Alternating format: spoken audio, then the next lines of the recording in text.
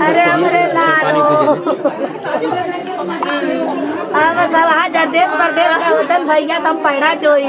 पहुँचे यहाँ देखे तो सर अलग धड़ अलग थी, गर्दन उसके माँ के गोद में देखे, उसके बाद साला दिल दहल गया देखते गिर चुके। लेकिन हमारे सवालों का जवाब कोई नहीं दे रहा है, कोई नहीं दे रहा। हम ऐसे तड़पते रहेंगे, हमारे सवालों का जवाब। एक ही बार में जो है गला को अलग कर दिया। गला तो एक ही बार में ऐसा काटा था जैसे वो पूरा इंटरव्यू कहीं दिया था या कहीं जो है सीखा था, ऐसा कहीं चमड़ी भी नहीं लगी थी, ऐसा गोल आकार में काटा था। देखने पे लग रहा था मांस जो था जल्दी कटता नहीं, कहीं ट्रेनिंग दिया था, आतंकवादियों से इसका संबंध था।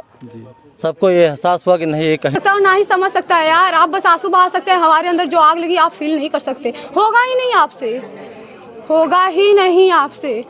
दत्तवन करते हुए तो तलवार निकाल के घर में से उनको दौड़ा लिया। वो चिल्लाते हुए प्राइमरी स्कूल की तरफ भागे। मारने के बाद या मारने से पहले? नहीं, मारने से पहले। अच्छा, मारने से अनुराग को पता भी नहीं था, वो तो सोया था। अच्छा, उसी दिन उसी समय खबर लगी। ये काटने के बाद जब ये सब भागे हैं, उसके बाद मार्केट में गए हैं, वहाँ चाय पिए हैं और बातचीत कर रहे हैं चौराहे पे। इस तरह की बात कर रहे हैं, मतलब कानून व्यवस्था से इनको कोई डर नहीं। के बाद रमेश यादव ने पीछे से आके दौड़ा के उसको तुरंत मारे गर्दन पे, धड़ अलग गर्दन अलग हो गया। और उसको मालूम नहीं था। और इस जमीन में हम लोग कई बार आए, सारी चीज प्लान करके रखा था कि एक एक लोग को मारना है। मेरा तो वंश खत्म कर दिया, हमारा तो गया। लेकिन अभी भी आपको मालूम है, गिरफ्तारी से पहले उसका भाई बाजार में जाके कह रहा था कि जेल में ही रहना है। उसका क्या नाम? लालमोहन यादव और राजकुमार यादव।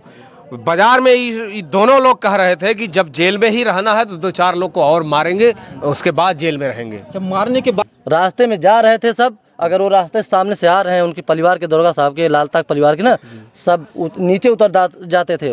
डर इतनी इंसाफ चाहिए, हमको इंसाफ मिल जाए, सिर्फ और सिर्फ इंसाफ मिल जाए, वही बहुत है यार मेरे लिए।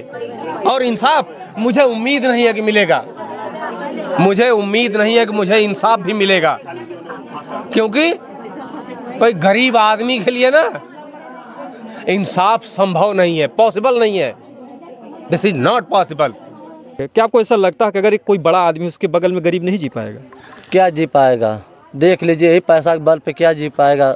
एक गरीब बेचारा गर्दन उतार दिए और पैसा के बल पे ये जो है पूरा मकान बनवा लिए। राजस्व विभाग की बहुत कमियां हैं। दोस्तों नमस्कार, इस हमारी मौजूदगी कबीरुद्दीनपुर जो कि जौनपुर ज़िले के अंतर्गत है, यहाँ पर है। और यहाँ पर एक बहुत ही दिल दहला देने वाली घटना है। और आप लोग जानते हैं कि ज़मीनी विवाद आए दिन उत्तर प्रदेश नहीं पूरे भारत में हो रहे हैं। अभी कुछ दिन पहले जब देवरिया में जो है एक यादव परिवार, एक घर से 5 ब्राह्मण परिवार की निर्मम तरीके से हत्या होती है, उसके बाद से ऐसा लगा, ऐसा जो है मतलब योगी जी ने आदेश दिया शासन को, प्रशासन को, राजस्व विभाग को कि जितने ज़मीनी विवाद उनको जल्द से जल्द निपटाए जाएं। लेकिन ऐसा कुछ दिखा नहीं, क्योंकि आए दिन हम लोग देखते हैं कि कहीं ना कहीं जो है ज़मीनी विवाद में लोगों की जानें जा रही हैं। लेकिन जो ये जान गई है अनुराग यादव, जो कि 16-17 साल का एक मासूम बच्चा, पढ़ाई लिखाई में अव्वल, खेल में जो है अव्वल, और इस तरीके से जो है माँ के आंचल में, जिस माँ ने अपने आंचल में दूध पिलाया था, उसी आंचल में जा कर के जो उस बच्चे का कटा हुआ सिर गिरता है। कितनी दुखद घटना है। हम उस घटना स्थल पर हैं जिस ज़मीन को लेकर के विवाद हुआ, और हमारे बीच में बहुत ही सम्मानित प्रधान जी हैं। हम इनसे पूरी घटना को जानने का प्रयास करेंगे। वीरेंद्र यादव, ग्राम प्रधान कबीरुद्दीनपुर। जी जी जी, इस घटना का मेन कारण क्या रहा? ऐसा है कि ये ग्राम समाज जमीन है, 40-45 साल से सबका विवाद चल रहा था। 40-45 साल? 40-45 साल से जी जी, जो कि ग्राम समाज जमीन है जी, सामने दिख रहा है जी जी जी। और अच्छा, इधर आगे उनका घर है, ये जो पीछे जो जमीन है इस पर दोनों लोग दावा कर रहे थे।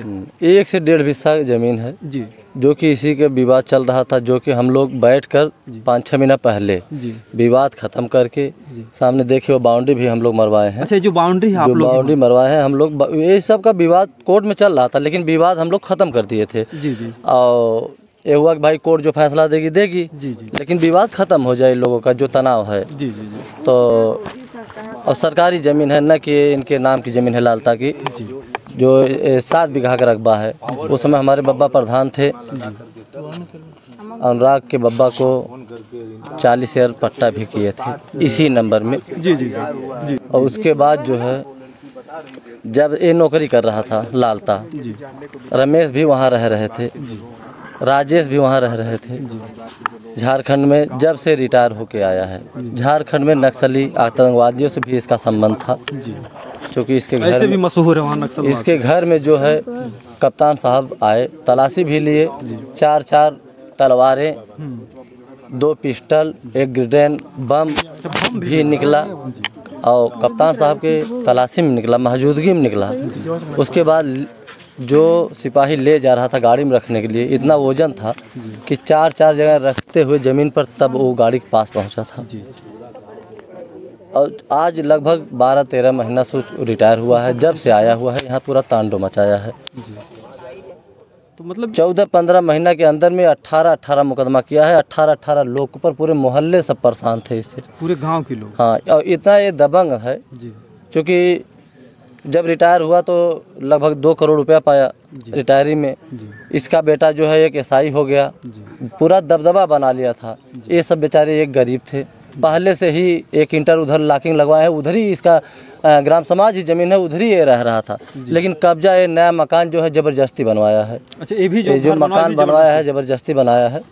फिर भी हम लोग सोचे कि विवाद न हो, सरकारी ज़मीन है, ग्राम समाज की ज़मीन है, विवाद इन लोगों का ख़त्म हो जाए। जो पट्टा थी ज़मीन 40 एकड़, उसको भी जो बाउंड्री है इसको तोड़ के कह रहा था कि नहीं हम यहाँ रोड तक जाएंगे। अच्छा, इसको हम लेंगे। अनेक बातें वो कह रहा था, सुनने में आ रहा था। हम लोग समझाए इसको। एक बाउंड्री है बंसू यादव की, हम लोग 40-50 साल उससे भी मुकदमा चल रहा था, विवाद को ख़त्म किए, बाउंड्री भी हो गई। लेकिन जो है हमारे खिलाफ भी हम समझाए, उसके भी हमारे खिलाफ भी जाके एप्लीकेशन दिया था थाने पे। उसमें विजय कोई एसओ था, हाँ, विजय कुमार गुप्ता थे। इसको बुलवाएं, हमें भी बुलवाएं कि क्या प्रधान जी क्या बात है। हम कहें कि हमारे गांव का किसी एक व्यक्ति को बुला लीजिए, उस मोहल्ले का, बुला के पूछे कि क्या बात है, क्या सही है। बुला के पूछे, इसके डांटे भी कि समझाने पे जो है एप्लीकेशन दे रहे हो। और मतलब दबदबा समझ सकते हैं कि प्रधान जी को ही खुद जो है फंसा दिए, तो एक आम व्यक्ति क्या करेगा कैसे। और ये सरकारी ज़मीन है, 1 से 1.5 बिस्सा ज़मीन है। इसका कीमत, अब क्या सरकारी ज़मीन का कीमत बताएं, ये तो सरकार का ही है। 1 से 1.5 लाख रुपया इसका कीमत है। इसके लिए ये जो है तलवार निकाल के पूरा गर्दन उतार के धड़ अलग कर दिया। हम तो अपन बस नहा को ही पूजा करने जा रहे थे, फिर हमारे पास फ़ोन आया घटना घटने के बाद। तत्काल हम पहुँचे, यहाँ देखे तो सर अलग, धड़ अलग थी, गर्दन उसके माँ के गोद में देखे, उसके बाद साला दिल दहल गया देखते ही। आप भी जो है पहुंच गए थे? हम मौके पे, जैसे घटना घटने के बाद फ़ोन गया, तुरंत हम पहुंचे यहाँ पे। अच्छा, क्या देखे, क्या एक ही बार में जो है गला को अलग कर दिया? गला तो एक ही बार में ऐसा काटा था जैसे वो पूरा इंटरव्यू कहीं दिया था या कहीं जो है सीखा था। ऐसा कहीं चमड़ी भी नहीं लगी थी, ऐसा गोल आकार में काटा था। देखने पे लग रहा था मांस जो था जल्दी कटता नहीं, कहीं ट्रेनिंग दिया था। आतंकवादियों से इसका संबंध था। सबको ये एहसास हुआ कि नहीं, ये कहीं ट्रेनिंग दिया था। ऐसी घटना कभी हम लोग, जब से हम लोग जानने लायक है तब तक आज तक देखा नहीं। इतनी दर्दनाक घटना, बहुत दर्दनाक है। अच्छा, उसके बाद जो है ये अनुराग सोया था सुबह। एक वकील साहब है रामजस, वो जा रहे थे दतवन करते हुए, तो तलवार निकाल के घर में से उनको दौड़ा लिया। वो चिल्लाते हुए प्राइमरी स्कूल की तरफ भागे। मारने के बाद या मारने से नहीं, मारने से पहले। अच्छा, मारने से अनुराग को पता भी नहीं था, वो तो सोया था। अच्छा, उसी दिन उसी समय फिर वो चिल्लाते हुए, इससे साबित होता है कि खून पहले ही सवार था उसके दिमाग में। हाँ, उसकी प्लानिंग पहले से थी, क्योंकि प्लानिंग न होती तो इतना असलहा इसके घर में से नहीं निकलता। अच्छा, फिर जो है ये रामजस वकील साहब ने भागते समय चिल्लाते हुए, उधर कोई था नहीं, सुबह बेला था, सब अपना खेत क्यारी गए थे। वो लड़का जो उठा, अनुराग यादव ने उठ के दतवन तोड़ा, उसको पता नहीं था, वो झूमते हुए जा रहा था। उसके बाद रमेश यादव ने पीछे से आके दौड़ा के उसको तुरंत मारे गर्दन पे, धड़ अलग, गर्दन अलग हो गया। और उसको मालूम नहीं था। और इस ज़मीन में हम लोग कई बार आए थे, पंचायत किए थे, समझाए बुझाए थे। इस ज़मीन से अनुराग का कोई लेना देना नहीं था। वो बहुत सुशील, बहुत पढ़ाई लिखाई कर रहा था, खेलकूद कर रहा था। उसकी अलग सोच थी। इस मामले में वो उसका कोई अथवा था भी नहीं। लेकिन हम लोगों की उस समय डीएम साहब भी आए, कप्तान साहब आए, जगदीश नारायण विधायक जफराबाद आए, आश्वासन दिए डीएम साहब। हम लोग की मांग थी कि नहीं, एक बंजर ज़मीन में है, ग्राम समाज में है, ये दोनों मकान, इसका कुछ नाम नहीं है। और अनुराग के पिताजी का तो नाम की ज़मीन है, पट्टा की ज़मीन है, सामने चेक लगी हुई है, उसका कुछ नहीं है, किसी कुछ नाम ही नहीं है। ज़बरदस्ती ग्राम समाज में सरकारी ज़मीन में मकान बनाया जाए, बनौले है, उसका गिराया जाए। हम लोग ये मांग है। वर्षों से लफड़ा चल रहा है, इसमें जो है राजस्व विभाग या प्रशासन क्या अब तक सोया हुआ था? ऐसा था कि इसके पास पैसा था, ये चाहे राजस्व विभाग के पैसा दे के दाब ले रहा था, क्योंकि ये सब पहले से ही गरीब जैसे थे। कहने के लिए संविधान सबके लिए बराबर है, सबको बराबर का हक है। क्या आपको ऐसा लगता है कि अगर कोई बड़ा आदमी उसके बगल में गरीब नहीं जी पाएगा?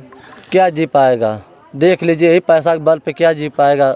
एक गरीब बेचारा गर्दन उतार दिए और पैसा के बल पे ये जो है पूरा मकान बनवा लिए। राजस्व विभाग की बहुत कमियां हैं, बहुत ढील मंगाई है। आपको भी बात पता होगा कि जब देवरिया में घटना होती, जोगी जी ने कहा जितने भी जमीनी विवाद हैं सबको जल्द से जल्द निपटाया जाए, लेकिन ऐसा कुछ दिखा नहीं। हम लोग की मांग है कि ये जो है योगी जी का बुलडोजर का इंतजार है। ये जीएस की ज़मीन है, सरकारी ज़मीन हो, एक गिरे ध्वस्त हो। रमेश यादव पुत्र लालता का इनकाउंटर हो, खड़ा करके बीच चौराहे पर उनको गोली मारा जाए, उनका इनकाउंटर हो। कप्तान साहब से भी हम कहें कि नहीं, उनका इनकाउंटर होना चाहिए।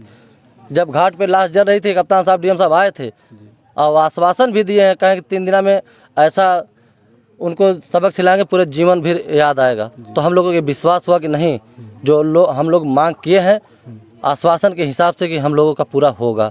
और नहीं अगर पूरा हुआ तो हम लोग आगे बढ़ेंगे, आगे जाएंगे, चाहे जैसे मकान गिरवाएंगे। सरकारी ज़मीन है, सरकारी ज़मीन का योगी जी के बुलडोजर गिरा रहे थे। हम लोग का इंतजार है कि उनका बुलडोजर आवे और यहाँ गिरावे। ये देखिए, गांव के प्रधान जी थे, इन्होंने पूरी बात को बताई जो है बहुत अच्छे तरीके से, और इस परिवार के साथ में खड़े हैं। कितनी दुखद बात है कि इतनी ऐसी ऐसी बातें हो जाती हैं जो ये लोग हर कोई यही कहा था अगर कुछ हो तो आप 100 नंबर को बुलाइए और जो भी कुछ है 112 नंबर को डायल कीजिए। तो क्या इतना विवाद होता था, इतना पहले बातें होती थी? क्या लगता है प्रशासन का भय इन लोगों के थोड़ा सा भी नहीं? ऐसा था, जब से OSI दरोगा हुआ था तब से इतना दबदबा बना लिए थे सब, इतना दबदबा बना लिए थे, पूरा मोहल्ला वाले डल रहे थे। रास्ते में जा रहे थे सब, अगर वो रास्ते सामने से आ रहे हैं, उनके परिवार के दरोगा साहब के, लालता परिवार के ना, सब नीचे उतर जाते थे, डर इतनी थी जी। ऐसा था। और जब से वो दरोगा हुआ है तब से पूरा आतंक मचाया है। सब डरते थे, कोई नहीं, पूरे मोहल्ला में 50 घर का मोहल्ला है, पूछ लीजिए, किसी से वो अथवा करता था, सबको डरवा के रखता था।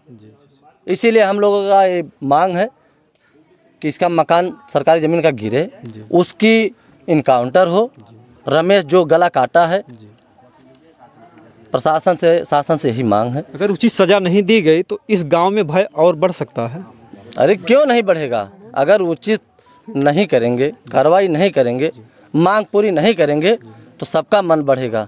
ऐसी घटना हर रोज होता रहेगा। देश में भी बढ़ेगी। क्या चाचा जी? देश में फिर आफत बढ़ी साहब। हाँ, माने कुछ ना भयल कि मिर्दीपुर में भयल ना कुछ भयल, चला मारा सारे का होई, यह देश में पूरा हल्ला होई। ऐसे में जो अपराधियों का हौसला बढ़ता है, जो अनुराग यादव को इस तरीके से निर्मम तरीके से मारा गया है, बहुत ही दुखद घटना, बहुत ही अप्रिय घटना, बहुत ही निंदनीय घटना है। और इस पर अगर इस परिवार को न्याय नहीं मिला तो जोगी जी के लिए बहुत बड़ी शर्मनाक बात होगी, बहुत ही। क्योंकि अगर देखा जाए तो हर जगह यही होता है कि अपराधियों के घर पे बुलडोजर चलता है, अपराधियों का एनकाउंटर होता है, छोटी छोटी सी घटनाओं पर, चोरी में भी एनकाउंटर होता है जोगी जी के द्वारा। जो है मतलब यहाँ पर भी मंगेश यादव को मारा गया, वो भी धन के होता। तो यहाँ पर तो एक जान गई है, जान तो वापस नहीं आती है। तो ऐसे में जो है जोगी जी के सामने बहुत बड़ी चुनौती कि आखिर में ऐसे अपराधी को क्या सजा देंगे। और जो भी देख रहे हैं इस वीडियो को ज़्यादा से ज़्यादा शेयर करें। जय हिंद, जय भारत।